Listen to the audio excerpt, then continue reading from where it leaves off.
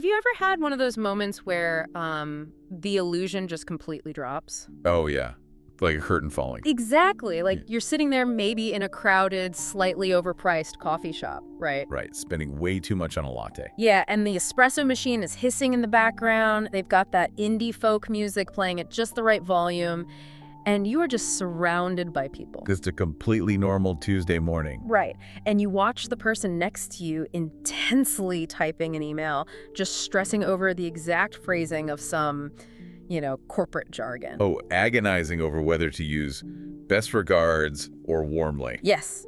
Or you overhear two friends dissecting a reality show or agonizing over a social media post, and suddenly it's like this thick, perfectly clear sheet of soundproof glass descends between you and the rest of the room. Wow, yeah. That glass wall feeling. You know the one? You're watching them effortlessly navigate the rituals of a normal life, right?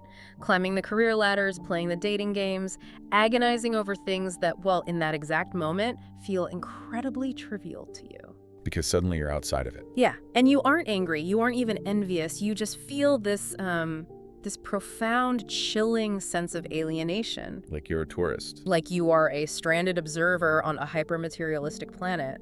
I mean, everyone else seems to have received the instruction manual on how to be a functioning human in this society, and yours was just permanently lost in the mail. It is a profoundly visceral experience, and honestly, it can be terrifying the first time it happens to you. Oh, absolutely. It's not just a passing mood, or a bad day. When that glass wall comes down, it brings with it this persistent underlying hum of disconnection. It colors literally every interaction. You can't unsee it. No, you can't. You find yourself smiling and nodding in a meeting, but internally, you feel completely out of phase with the frequency of the room. Out of phase, that is the perfect way to describe it. Yeah, because the things that motivate the people around you, like status, accumulation, superficial praise, they suddenly feel completely hollow. And here is the real tragedy of that feeling in our current culture, right? If you take that aching disconnection to the modern world. If you try to explain it. Right. If you explain it to a doctor or a guidance counselor or even just well-meaning friends, society has a very specific protocol for dealing with you. You do. They will almost universally tell you that you are broken. They'll diagnose this existential dread as a mechanical failure, like a glitch in your brain chemistry. They want to fix it. Exactly. They'll tell you it's a pathology that needs to be fixed or medicated or managed so that you can get back to being a productive, frictionless gear in the economic machine. Because a frictionless gear is profitable. But the source material we are unpacking today for this deep dive proposes something wildly different. The text is called The Architect of Reality, Escaping the Material Matrix, and its core thesis is, well, it's going to sound radical. It really is. It says you are not broken, you are not malfunctioning, you are actually finally waking up. Which represents a total paradigm shift. I mean, think about the implications of that. It changes everything. It really does. If you aren't broken, then the symptom, that profound alienation, is not a disease you need to cure. It is an evolutionary symptom. Like growing pains. Exactly like growing pains. Yeah. It's the growing pains of a much larger structural transformation happening within your actual consciousness. And that is our mission for today. We are going to take this deep-seated sense of being an alien and pull it completely out of the clinical, pathological box that modern society tries to shove it into. We have to reframe it. We're reframing it. We're using this text to build a bridge between two worlds that, frankly, rarely talk to each other. Right, the mystical and the analytical. Yeah, the esoteric, mystical insights of the late 19th century philosopher Helena Blavatsky, and the hard, analytical psychology of the 20th century, specifically the work of Carl Jung. Synthesizing those two perspectives gives us a remarkably clear blueprint. It's fascinating. Because understanding the architecture of our own consciousness, how it is built from the ground up, how it operates, and most importantly, why it is currently in such violent conflict with the external world. That's the key. Right. That is the absolute first step toward true psychological sovereignty. If you do not understand the hidden machinery of your own mind, you will forever be at the mercy of whoever happens to be pulling the levers in the external world. So as we dive into this, I want you to keep this in mind. If you are feeling that friction, if you are staring through that glass wall today, The text assures you that you are simply in the early, messy, chaotic stages of differentiation. It's supposed to be messy. It is. Okay, let's unpack this. Before we can even begin to explore the esoteric solution or this whole concept of waking up, we have to look at the environment we are trying to wake up from, right? We need to see the cage. Yeah, we need to examine the default setting of modern society that is causing this severe friction in the first place. And the text places the blame squarely on a worldview it calls modern reductionism. Modern reductionism is, without a doubt, the absolute ruling ideology of our time. It's everywhere. It's the water we swim in. It's this hyper-rationalist, materialist worldview that has slowly taken over since the Industrial Revolution. At its core, reductionism argues that human beings are fundamentally just biological accidents. Just meat and bones. Literally. It claims that you are nothing more than a highly complex, temporary collection of tissue, bone, and firing neurons. And your purpose, if you could even call it that, is purely biologically driven. To just consume and reproduce? To consume resources, to reproduce, and eventually to expire. It just completely strips away all the poetry. It strips away the poetry, the mystery, and the meaning. I mean, it reduces the entirety of the human experience.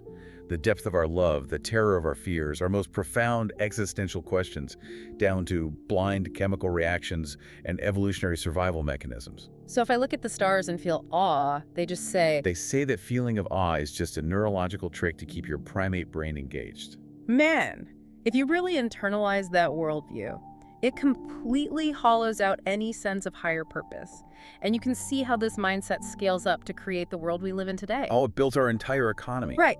It leads directly to what the text describes as the directionless void of the modern workforce. You wake up, you sit in traffic, you produce measurable value for a corporation, you come home exhausted, you numb out by consuming entertainment, you sleep, and you do it all again. And the underlying message from culture is just keep the biological machine running, because this is all there is. Which is, I mean, it's so bleak. It is the ultimate expression of modern cynicism. In a purely reductionist society, and that includes human life, is judged purely by its utility. What can you do for me? Right. Exactly. What can this person produce? Yeah. How efficient are they? How much capital can they generate for the system? Nothing is revered as sacred anymore.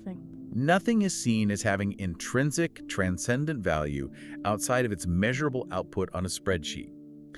And when a society systematically strips away the concept of the sacred, it destroys the very infrastructure that human beings have relied on for millennia to make sense of suffering, longing, and alienation. Okay, let's ground this in a visual because I think it helps. Yeah. Imagine someone unearthing a priceless, historically significant Renaissance painting, like a lost masterpiece by Da Vinci. Okay. The colors are breathtaking, the composition is genius, it evokes this profound emotional response in anyone who looks at it. But instead of hanging it in a museum, society hands it over to a strict reductionist to evaluate its worth. Oh, I see where this is going. Yeah, the reductionist doesn't look at the art, they scrape a bit of the paint off, they weigh the canvas, and they run a chemical analysis. Then they come back and say, well, this object contains about 400 calories of digestible material, some trace minerals, and some oxidized pigments. Its raw material value is about $4, so it's basically worthless. That is a brilliant way to frame it, because they completely miss the entire point of the object's existence. Their method of measurement is inherently blind to meaning.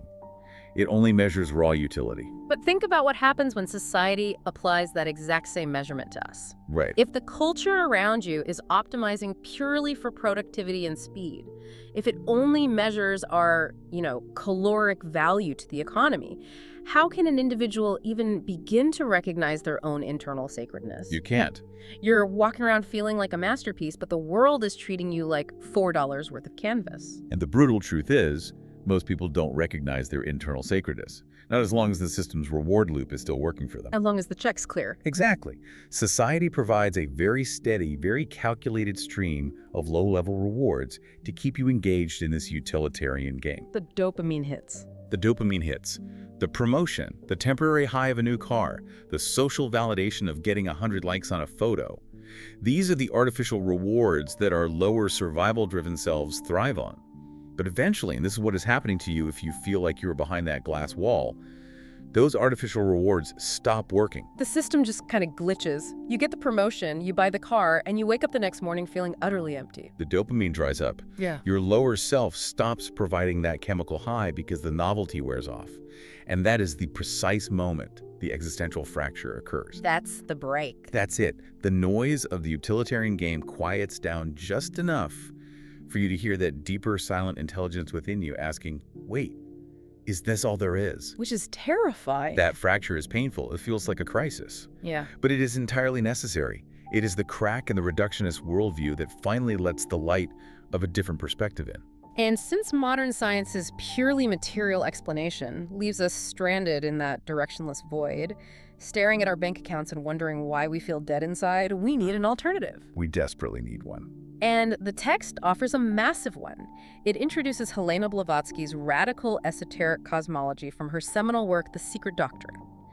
And Blavatsky takes the reductionist model and just flips it completely upside down. Her foundational premise shatters the modern worldview. Blavatsky argues that humans are not material creatures who occasionally have a fleeting spiritual experience. Right.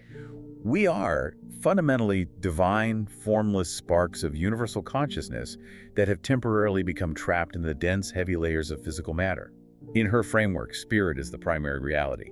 Matter is secondary. So we are the spirit in the material, not the material generating the spirit. Exactly. To explain how we got trapped in the first place, the text dives into the dual process of involution and evolution.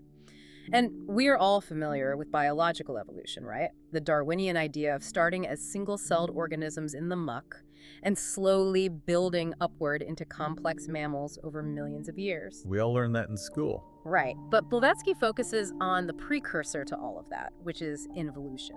And involution is essentially a cosmic descent.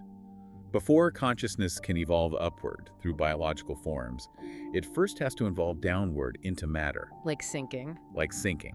Right. Think of it as pure, unconditioned spirit wrapping itself in denser and denser layers of physical form. It is consciousness folding inward, putting on heavier and heavier coats of matter. And the most crucial element of Blavatsky's theory is that this descent is intentional. Wait, intentional? Yes. The spirit willingly descends. It intentionally forgets its divine, boundless origin so that it can fully immerse itself in the material world. Okay, here's where it gets really interesting, but also where my brain naturally rebels. Sure. Because if I am a boundless, free, divine spark of infinite consciousness floating in eternal bliss, why on earth would I willingly bury myself in a heavy, restrictive, fragile physical body? It doesn't sound like a good vacation. It sounds like a terrible deal. Why would I volunteer for backaches and traffic jams and tax returns and heartbreak? It does sound counterintuitive until you understand the nature of infinity. Let's use a modern analogy. Think of a master video game player. They've played an open-world game for thousands of hours. Okay, so they know everything. They are completely invincible. They have unlocked all the cheat codes, they have infinite health, infinite gold, and they can defeat any boss with a single strike. What happens to that player? They get agonizingly bored. There are no stakes. Exactly. Without limitation, there is no definition. Infinite space has no shape. If you have infinite power, the game loses all meaning. To know itself, to develop unique, crystallized individuality, consciousness needs a boundary to push against. It needs walls. Matter provides that boundary. Okay. So what does the master gamer do? They start a new save file. Oh, I see. They purposely choose the absolute hardest difficulty setting. They strip away their armor, they drop all their weapons, and to make the experience truly authentic, they completely wipe their own memory of the cheat codes. Wow. They plunge themselves into the limitation and the friction of the game just to feel the thrill of the challenge, to forge an identity through struggle. So the friction is the point. The friction is the only way to create a distinct, individuated self out of the universal soup. I love that analogy. It makes intellectual sense. But here is the hard reality for the person listening to this right now. If we volunteered for this, if we chose the hardest difficulty setting to build our individuality, why does the friction of this containment feel so agonizingly painful? That's the real question. Right. Why does being the alien behind the glass wall hurt so much? Why don't we just feel like gamers enjoying a challenge? Because we are currently living as divided entities. Blavatsky explains this through the concept of the dual being. When you incarnate into this physical matrix, you don't actually lose your higher nature. It just becomes deeply obscured. It's still there, just hidden. Right. So you have a physical ego, your earthly identity, which is heavily anchored in worldly survival. It cares deeply about eating, paying rent, avoiding physical pain, and securing social status. The basics. But your higher consciousness, which Blavatsky calls the spiritual ego or manas, still remembers the formless freedom. It remembers the cheat codes, even if it's only a faint, distant echo in the back of your mind. So they're operating on two completely different agendas. Entirely different. The earthly ego wants to conform to the matrix. It wants to blend in, get the promotion, and ensure survival and comfort. But the spiritual ego wants to break free, transcend the rules, and return to limitless autonomy. And that permanent psychological tension you feel, that aching alienation we talked about at the beginning, isn't a flaw in your biology. It is the literal friction of those two natures rubbing against each other. Oh, wow. It is the sound of your higher self chafing against the tight constraints of your lower self. You're feeling the claustrophobia of the infinite trapped in the finite. That is incredibly validating. Just to know that the tension isn't a sickness, but a structural reality. But to actually manage this painful friction, we have to move from this grand cosmic origin story down to the practical blueprint of how our minds actually function on a daily basis. We have to look at the mechanics. Yeah, we need to look at the architecture of human consciousness as the esoteric tradition outlines it, because it is vastly different from what we learn in high school biology. The esoteric tradition completely rejects the idea that the human mind is a single, solid block of awareness. Instead, it views the human constitution as a layered, sevenfold structure. It is an intricate piece of machinery. Let's unpack that machinery from the bottom up, because at the very base, the densest layer, you have your physical vehicle, right? Literally your meat suit, your bones, your blood. The hardware. The hardware. Then right above that, interpenetrating the physical, is the vital energy, often called prana. This is the raw life force, the electrical current keeping the heart beating and the lungs pumping. Moving one step higher, we hit something the text calls the desire body, or kama. And the desire body is where things start getting complicated for us. This is the realm of raw animal impulse, emotional reactivity, and blind craving. It is the part of you that operates purely on attraction and repulsion. Okay, so when I'm sitting in rush hour traffic and someone cuts me off and I suddenly feel this surge of blinding, irrational rage and I want to run their car off the road, that's the desire body taking the wheel. Yeah, it is pure desire body. Or when it's midnight and you shouldn't eat an entire pizza, but a blind craving compulsion takes over your body and you order it anyway, that's kama. It doesn't care about tomorrow. It operates completely independently of logic. But the text argues that the real turning point, the absolute crux of human evolution, lies in the middle principle, the fourth and fifth layers combined, which is manas. And manas translates roughly to the mind, right? Yes, but manas is the ultimate battlefield. And just as we discussed the dual being earlier, manas itself is split. It is dual in nature. It is divided into the lower mind and the higher mind. Okay, break that down for me. The lower mind, known as kama manas, is heavily tethered downward to the physical senses and that animal desire body we just mentioned. It is highly analytical, calculating, and entirely obsessed with survival in the material world. It's the accountant. Yes. It is the part of your mind that constantly worries about paying the bills, maintaining your social status, arguing on the internet, and adhering to cultural conditioning. It's the manager of the daily grind. Wait, so when I'm lying awake at 2 a.m. stressing out about an awkward email I sent to my boss, or panic checking my bank account, or obsessing over what people think of my clothes, that isn't my true self. That is just my lower mind running its survival software. It is a highly efficient program designed to keep you safe and socially integrated within the tribe, but it has absolutely no capacity for profound truth or spiritual insight. It only knows how to calculate risk and reward within the established material matrix. It makes me think of the device we all carry in our pockets. The lower mind is like the basic factory-installed operating system on a smartphone. Oh, that's good. Like, it manages the battery life, it alerts you when the memory is full, it keeps the screen from cracking. Yeah. It is entirely focused on the hardware's immediate physical survival. But the higher mind, that is the Wi-Fi antenna. Yes. The higher mind is your connection to the global network of infinite data. The text describes the higher mind as the bridge to the divine, the seat of intuition, abstract genius, and sovereign consciousness. The lower mind calculates, but the higher mind knows. What's fascinating here is that analogy holds up perfectly. The lower mind manages the hardware, but the higher mind downloads the cosmic updates. And this split in the mind completely redefines the whole concept of a spiritual awakening. Because it's become a bit of a buzzword. Exactly. If you look at pop culture today, a spiritual awakening is often sold as this very peaceful, serene, aesthetic experience. You buy a velvet meditation cushion, you burn some expensive Palo Santo, you take a deep breath, and suddenly you're enlightened and everything in your life feels wonderful. The perfectly curated Instagram version of enlightenment. But according to this esoteric architecture, that is a complete fantasy. A true spiritual awakening is a violent structural shift in your psychological center of gravity. Violent. Yes. Hmm. It is the agonizing process of unplugging your primary awareness from the lower analytical mind, which you have identified as you for your entire life, and shifting that gravitational pull upward into the higher intuitive mind.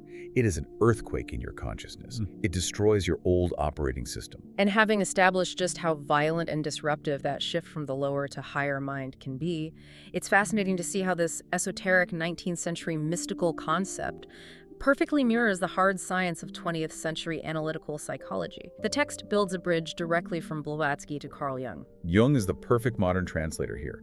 He took these vast esoteric concepts and gave them an empirical psychological framework that we can actually use today. Jung introduced the concept of individuation, which is essentially his psychological equivalent to Blavatsky's shift into the higher mind. Jung viewed the human ego, the conscious I that you think you are when you introduce yourself at a party, as just a tiny, fragile island floating in a vast, dark, unexplored ocean of the unconscious psyche. And his argument was that to become whole, to truly individuate and become sovereign, you can't just sit safely on your tiny island building sandcastles. No, you have to leave the island. You have to dive into that dark ocean. You have to confront what Jung famously called the shadow. And that's all the repressed, rejected, socially unacceptable parts of yourself that you've shoved underwater so that society will accept you. But before you can even begin that dive, before you can face the shadow, you have to realize that you are currently stuck on an island. And this is where Jung's concept of the participation mystique becomes so crucial for our understanding of the matrix. Participation mystique. Right. Participation mystique is the default state of humanity. It is a psychological state where an individual's mind is completely, seamlessly fused with their environment, their tribe, and their culture. There is no boundary between what the culture believes and what the individual believes. Let's paint a picture of what that fusion actually looks like in the modern world. Because being trapped in the participation mistake means you think exactly what the media landscape tells you to think. Oh, absolutely. You genuinely desire the things that targeted algorithms tell you to want. You feel deep, visceral fear about whatever the collective culture has decided is the crisis of the week. You believe your thoughts are your own original ideas, but they aren't. You are just a radio receiver playing the cultural broadcast. The terrifying realization of individuation the moment you start unplugging is recognizing that people operating in this state are not actually autonomous beings. They're just echoing. They are merely biological extensions of a cultural program. They are nodes in a network repeating the code they have been fed. They react predictably to every stimulus. So, feeling like an alien, feeling that glass wall we talked about at the start, means you are finally breaking the participation mystique. You are unplugging from the server. Pulling the cord. But I want to explore the reality of this, because this is where the theory hits the pavement for anyone listening. Disconnecting from that collective program sounds incredibly lonely. I mean, if you stop participating in the mystique, if you stop caring about the office politics or the societal outrage of the day or the status symbols everyone else is chasing, how do you relate to anyone anymore? Don't you just become completely isolated? It is entirely natural to fear that isolation. And the text doesn't sugarcoat it. When you differentiate from the collective, the program glitches, and the immediate result is profound loneliness. Because you can't play the game anymore. Because suddenly your eyes are open. You start seeing the hidden motives behind everyday human behavior.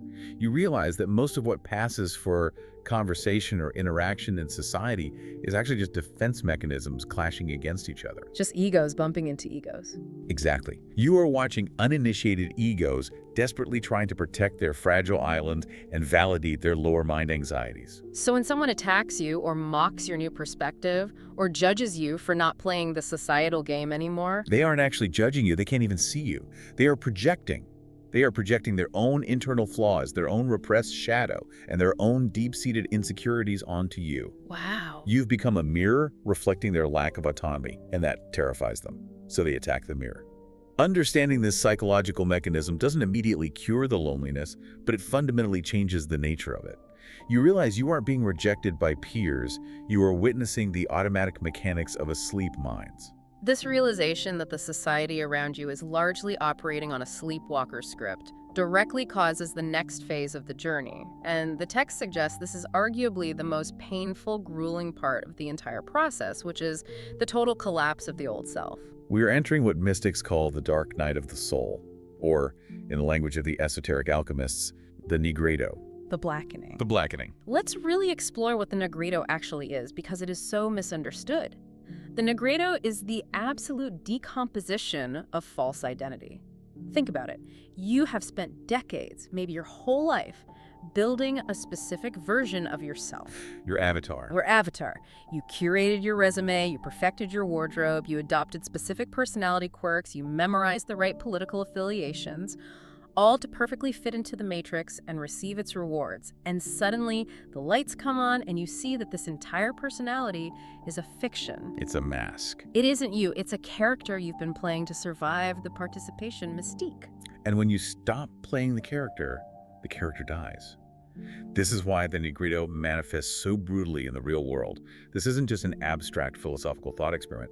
It upends lives. Right, it's visceral. It manifests as profound isolation as you pull away from friends who only knew the character and don't know what to do with the real you.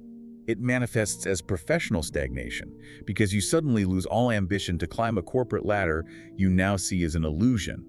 You feel entirely directionless. The old rules of the game no longer apply, but the new path hasn't appeared yet. You are suspended in the void. I always think about the life cycle of a butterfly. We all know the neat, tidy story, right? The caterpillar goes into the chrysalis and comes out a beautiful butterfly, but we tend to gloss over the horror of what actually happens inside the chrysalis. It's not pretty. The caterpillar doesn't just sprout wings, it completely digests itself. It releases enzymes that dissolve its entire body, its legs, its antennae, its organs, into a literal liquid genetic soup. It melts. It melts. If you cut open the chrysalis halfway through the process, it would look like an absolute disaster. It looks like death. But that total dissolution is actually restructuring. If we connect this to the bigger picture, that genetic soup phase is exactly what the ancient alchemists meant when they talked about turning lead into gold. Oh, interesting. Modern people often think alchemy was some primitive science experiment about literally making money. It wasn't. It was a profound psychological metaphor for consciousness. The lead is the heavy, conditioned, socially constructed ego. The gold is the sovereign, awakened higher mind. But you have to melt the lead first. Exactly. You cannot turn lead into gold without first throwing the lead into the fire and melting it down. The putrefaction, the rotting away of the old self in the nigredo phase, is the prerequisite for the new consciousness to bloom. Okay, but let's get practical. Understanding the dark night intellectually, knowing that you are just in the chrysalis phase, is a nice comfort. But it's practically useless if it doesn't translate into daily execution. When you are dissolved into soup, when the alienation is crushing you, how do you actually survive the modern void? How do you walk into a crowded grocery store or log onto your laptop for a Zoom meeting without becoming a bitter, miserable nihilist who just hates the world? This is where the text makes a critical pivot. It moves away from cosmic theory and into hard, tactical execution. The text introduces the solution as weaponized introspection. And to illustrate what this looks like in practice, it draws heavily on the Stoic philosopher, the Roman Emperor Marcus Aurelius. And we have to contextualize Marcus Aurelius based on how the text presents him because it changes everything. We often imagine philosophers as these soft, privileged academics sitting in quiet, sunlit ivory towers debating abstract concepts. Escape from the world. Right. That was not Marcus Aurelius. He wrote his Meditations, which is arguably one of the greatest texts on human resilience ever written, in the literal mud of military camps on the violent frontier of the Roman Empire. While facing invasions. Yes. He was surrounded by bloody wars, the Antonine Plague that was decimating his population, political betrayal by his own generals, and constant chaos. He was trying to manage an empire that was collapsing under its own massive weight. He was entirely embedded in the most intense, high-stakes matrix of material pressure imaginable. And his solution was not to abdicate the throne and run away to a cave in the mountains. His solution was the deliberate, painstaking construction of what he called the inner citadel. The inner citadel. The inner citadel is a psychological fortress constructed entirely within the mind. It is designed to be structurally untouched by external turbulence. The world outside the walls can be burning, screaming, and falling apart. but the climate inside the Citadel remains absolutely sovereign, peaceful, and controlled. So what does this all mean? How I visualize the inner Citadel is like a state-of-the-art deep-sea submarine. Okay, I like that. If you take a submarine down to the Mariana Trench, the external pressure of the ocean is unimaginably crushing. It is totally hostile to human life. The ocean wants to obliterate the vessel. But if the hull is perfectly engineered, the people inside can sit there in comfortable clothes, drinking coffee, completely calm, observing the monsters outside the window. The environment outside is deadly, but the environment inside is dictated by the engineers. Yes. But here is the multi-million-dollar question. How exactly do we build that hull? It is easy to say, build a psychological fortress, but what are the actual practical engineering specs for this submarine? The text gives us the blueprints. It provides 3 strict operational rules for navigating the matrix and building that impenetrable hull. Let's thread these rules together and see how they actually look in daily life. The first operational rule the text gives is, recognize the mirror. This rule is about treating criticism and external friction with clinical indifference. We touched on this earlier with Jungian projection, but here's the practical application. The text uses a brilliant analogy, which is the broken mirror. Okay, walk me through it. Imagine you walk up to a mirror that is warped, cracked, and covered in dirt. It reflects a hideous, distorted, monstrous image of your face back to you. You don't immediately drop to your knees, start crying, and assume your face is physically deformed. Right. You don't call a plastic surgeon, you just realize the mirror is useless. You recognize that the defect is in the glass, not in you. But in our social interactions, we constantly act as though the broken mirrors are telling us the objective truth. Oh, that hits hard. When the matrix tries to pull you back in, when a toxic boss belittles you, when people mock your new boundaries, or when family members criticize your lack of participation in their drama, you have to immediately recognize that they're broken mirrors. You just see the cracks in the glass. Exactly. Their criticism is a diagnostic readout of their own internal chaos. It has absolutely nothing to do with you. You must practice clinical indifference to their reflections. You observe their reaction, but you do not internalize it. That is incredibly empowering. It shifts you from being a victim of their words to being an objective diagnostician of their psychological state. You just watch the code glitch. All right, the second engineering spec. Practice identity autonomy. This requires a fundamental shift in how you view yourself. Most people treat their identity as a fixed, solid block of stone. I am an anxious person. I am a corporate manager. I am a victim of this economy. But you need to start treating your identity as a psychological frequency, a dial that you alone have the power to tune. Let's test that theory in reality, though, because at 7 a.m., it is so easy to let the world grab the dial. Oh, it grabs it immediately. Right. You wake up, you immediately check your phone, you see a barrage of terrifying news alerts, you look at a stressful email from work, you remember your financial anxieties, and boom, your mood, your frequency is dictated for the rest of the day. The Matrix reached into your bedroom and tuned your frequency before you even had a cup of coffee. And that is exactly what you must fiercely protect against. Letting the external matrix code your internal reality is an absolute surrender of your sovereignty. The rule of identity autonomy means you must intentionally anchor your mind in an autonomous state of observation before you engage with the world. Said early. You must set the frequency of the inner Citadel first thing in the morning. You decide the climate of the submarine before you dive into the freezing water. If you don't dictate the terms of your consciousness, the external pressure will crush the hull. Set the climate first. Don't let the ocean dictate the temperature of the submarine. I love that. Okay, the final operational rule, and the text emphasizes this one heavily. Die to praise. This is perhaps the hardest rule, and it is the ultimate trap for an awakening mind. As you build your citadel, as you start to detach and feel sovereign, your lower ego will try a backdoor attack. A sneak attack. Yes. It will start to crave validation for how awake or stoic or spiritual you are. It wants the sick society to acknowledge your superiority. It wants a gold star from the Matrix for escaping the Matrix. The irony is profound. And the moment you crave their applause, you hand them the keys to your psychological prison. You are letting them define your worth again. True freedom is being entirely invisible to the expectations of the uninitiated. Invisible. You have to stop desiring their approval. The moment you genuinely, fundamentally do not care if they praise you or if they hate you, you strip them of all their power over your reality. You become untouchable. Man.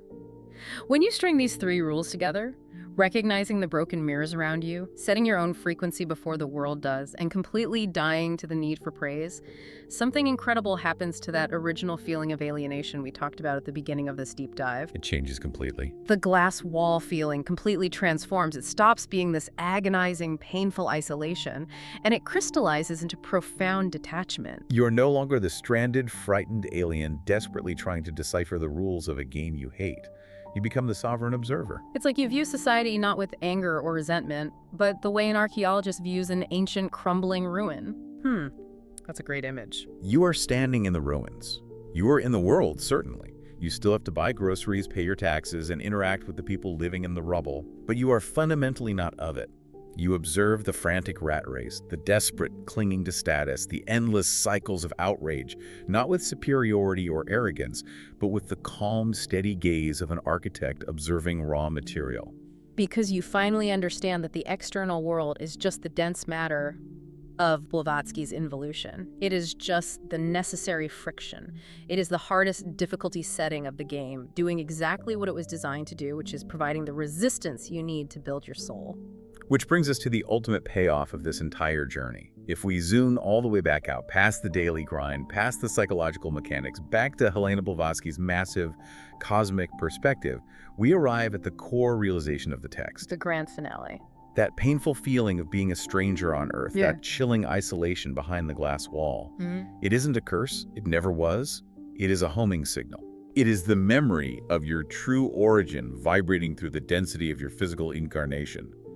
The loneliness you've been trying to cure with careers and relationships and distractions is not actually the absence of human company.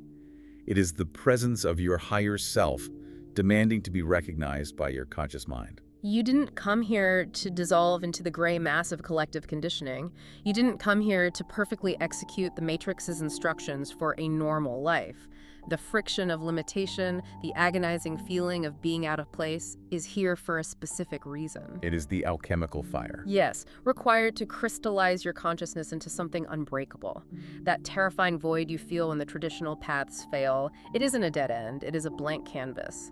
The Ningredo is just clearing away all the false structures so you can finally begin your true work. Your mind is the ultimate matrix. The external world can tax your labor, it can restrict your physical movements, it can throw plagues and chaos at you, just like it did to Marcus Aurelius. But it cannot touch the architecture of your mind unless you volunteer for slavery. Don't volunteer. Master the internal code. Rewrite the narrative of your existence. You can build your home within the absolute sovereignty of your integrated mind. You are the architect of this reality. You hold the blueprints. This raises an important question, though, just to leave you with. We have spent this time focused on the individual, building your personal citadel, navigating your personal dark night. But if your personal feeling of alienation is actually a homing signal from a higher consciousness, what happens when enough of these strangers on Earth begin to recognize and tune into each other's frequencies? Oh, that's a wild thought. If thousands or millions of individuals break this participation mystique, does the material matrix simply remain a ruin for us to peacefully observe? Or does the collective awakening of these sovereign architects eventually generate enough gravitational pull to force the external reality to rewrite itself to match our inner citadels? That is exactly the kind of question that keeps the deep dive going long after the audio stops. Thank you for joining us on this massive exploration into the architecture of reality. Take that thought with you today. Stand firm in your citadel, protect your frequency, and we will see you on the next deep dive.